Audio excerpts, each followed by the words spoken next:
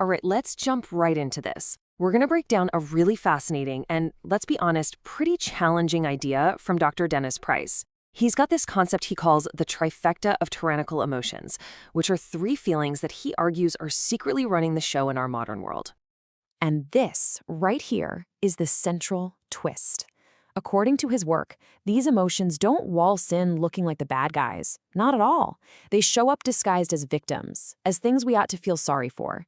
They seem to demand our sympathy, but they're hiding something much, much bigger under the surface. So, what are they? Well, here they are. Need, want, and fear. And look, on the surface, these seem totally normal, right? Just part of being human. But Dr. Price's whole argument is that they can morph, they can metastasize into something way more damaging, becoming these get-out-of-jail-free cards we use to surrender our own power.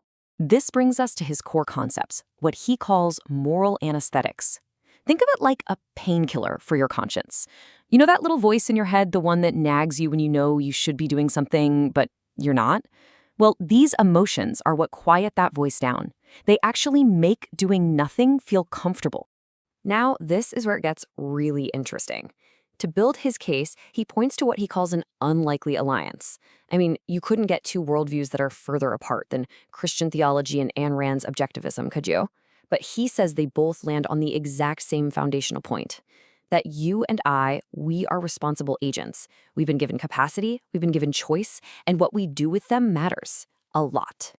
Okay, so let's get into the first of these tyrants to see how this actually works. We're going to start with need. And the argument here is that it's often disguised as something positive, even virtuous, a state of dependency. Transform is absolutely the key word here. Look, no one is denying that real, genuine need exists. That's not the point. The point is when that need stops being a temporary state and becomes a permanent excuse. It becomes a kind of moral shield you hold up to avoid using the skills and abilities you actually have. This just lays it out so clearly. On the one side, you've got capacity, the idea that you flourish by doing what you were made to do. A bird's got to fly, right? But then on the other side, you have what he calls abdication. And that's when you insist on living in a state of need, even when you've been given the tools, the capital, to actually build something for yourself. Wow. Spiritual embezzlement. That phrase just hits, doesn't it? It's this idea that you've been handed this incredible investment, your mind, your skills, your potential, and to just let it sit there unused is like stealing, not from anyone else, but from yourself, from the person you could be. All right, let's talk about the second tyrant. And honestly, this one might be the sneakiest of them all. Want. We think of it as ambition, as drive. But what if it's actually a sedative? This is such a sharp insight, and I think we've all felt this. It feels good to want things, to daydream about success. But that good feeling can be a trap. It gives you just enough of a psychological hit that you don't feel the need to do the actual, gritty, hard work to make it real. The fantasy becomes the reward, and you never even leave the starting line. And here's the difference, spelled out. Desire with discipline, that's what creates results. But desire without discipline, that's what he calls emotional tourism. I love that phrase. It's like you enjoy looking at pictures of the destination, but you have no intention of ever actually making the journey. You just like the feeling of wanting to go. This old proverb just puts it so bluntly, doesn't it? You can crave all you want, but craving doesn't make things happen.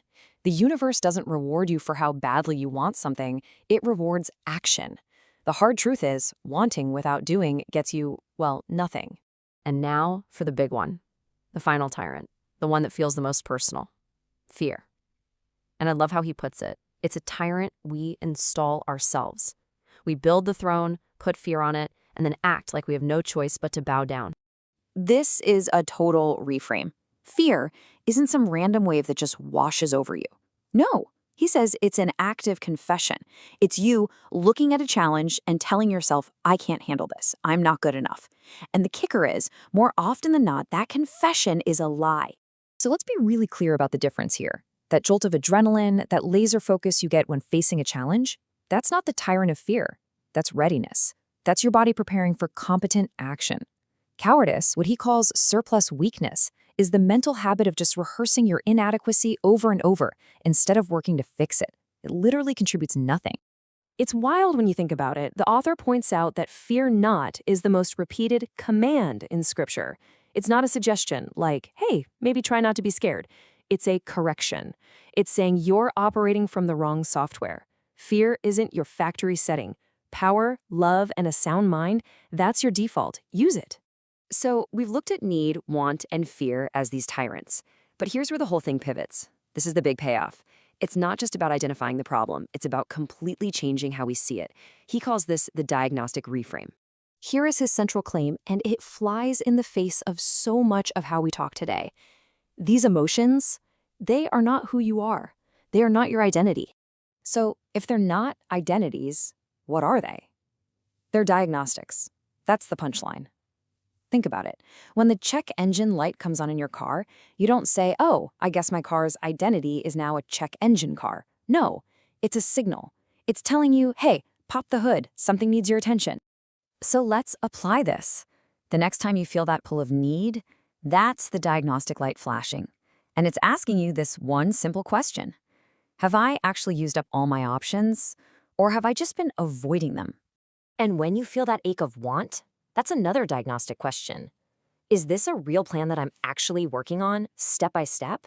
Or have I just fallen in love with the daydream, replacing the hard work of building with the cheap thrill of fantasy? And finally, fear. When that warning light goes on, the question it asks is maybe the most powerful of all. It's not, how do I stop being afraid? It's, what competence am I refusing to develop? Fear, in this view, is just a big, blinking arrow pointing directly at the area where you need to grow.